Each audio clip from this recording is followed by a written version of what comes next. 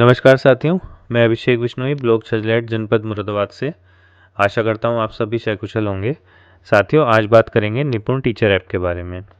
निपुण teacher app निपुण Bharat mission के तहत प्रयोग की जाने वाली एक ऐसी ऐप है जो शिक्षकों को छात्रों के प्रदर्शन का आकलन करने और उनकी बुनियादी साक्षरता और संख्यात्मकता, जिसे हम FLN के नाम से भी जानते हैं, के कौशल को बेहतर बनाने में मदद करने के लिए बनाई गई है। यह एक ऐसी ऐप है जो हमसे पूछती है कि क्या हम निपुण शिक्षक हैं।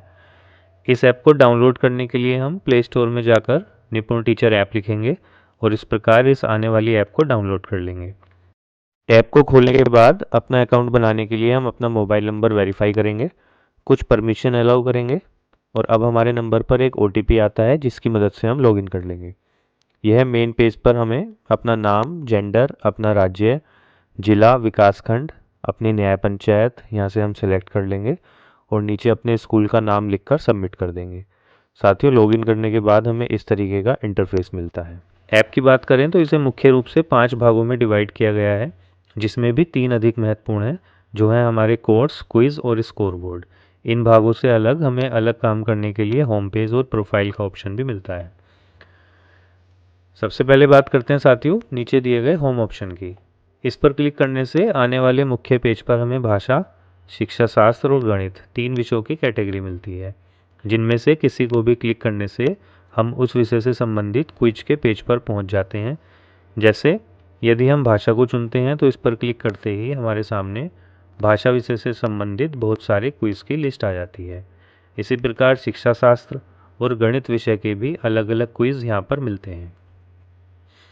साथियों, यदि आपने अभी तक चैनल सब्सक्राइब नहीं किया है तो आगे ऐसी ही अनेक महत्वपूर्ण जानकारियों के लिए चैनल सब्सक्राइब जरूर कर लें और अन्य साथियों तक शेयर करें।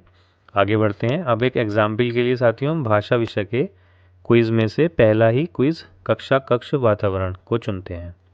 इस पर क्लिक करते ही हमें इस क्विज से संबंधित जानकारी मिलती है। प्रत्येक क्विज में साथियों 10 प्रश्न मिलते हैं, जिनमें से 6 प्रश्नों का सही जवाब देना अनिवार्य है। हर एक सवाल के लिए निश्चित 10 सेकंड का समय होगा, जिसके समाप्त होते ही अगला प्रश्न अपने आप आ जाएगा।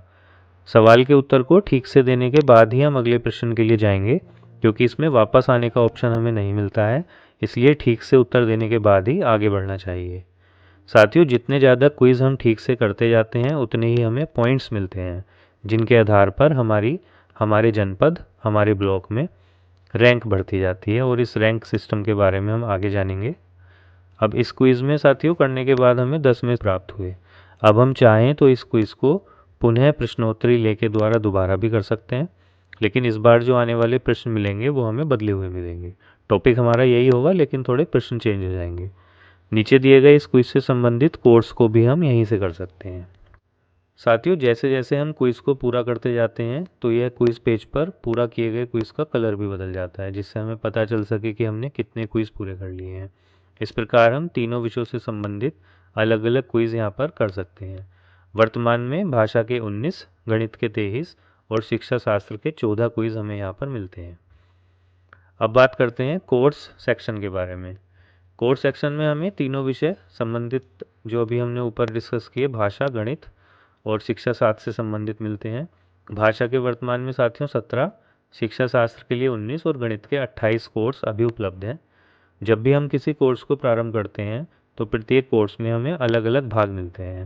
कोर्स पूरा होने के बाद हमें सही का निशान यहाँ पर बना हुआ दिख जाता है। इस प्रकार हम अलग अलग विषयों से संबंधित कोर्स यहाँ से कर सकते हैं। स्कोर बोर्ड सेक्शन में साथियों हमारे द्वारा किए गए क्विज और कोर्स के आधार पर हमें अंक मिलते हैं।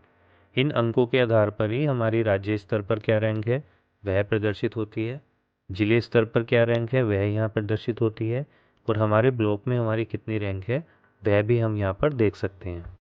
यहाँ हमें 2 ऑप्शन मिलते हैं, समय सीमा और भूगोल। समय सीमा के द्वारा हम इस महीने के आधार पर रैंक देख सकते हैं और पूरे समय का भी यहाँ पर डेटा देखा जा सकता है। भूगोल ऑप्शन में साथियों हमें राज्य, जिला और विकास खंड चुनने का अवसर मिलता है, जिसे हम चुनकर अलग अलग तरीके से अपनी रैंक को देख सकते हैं। यह स्कोर बोर्ड ऑप्शन साथियों हमें मोटिवेट करता है अपना प्रदर्शन और बेहतर करने के लिए। अंत में बात करते हैं प्रोफाइल ऑप्शन का। इसमें हम साथियों एक ही जगह पर अपने टोटल अंक देख सकते हैं, जिसके नीचे ही हमें हमारी रैंक राज्य स्तर पर क्या है, जिले स्तर पर क्या है और ब्लॉक लेवल पर क्या है वो प्रदर्शित होती है। नीचे मेरी प्रगति ऑप्शन में हमारे द्वारा किए गए कोर्स और जो क्विज़ हैं उनकी प्रोग्रेस दिखाई देती है, और लास्ट में मेरी उपलब्धियों में भी हमें यही जानकारी यहाँ पर मिलती है।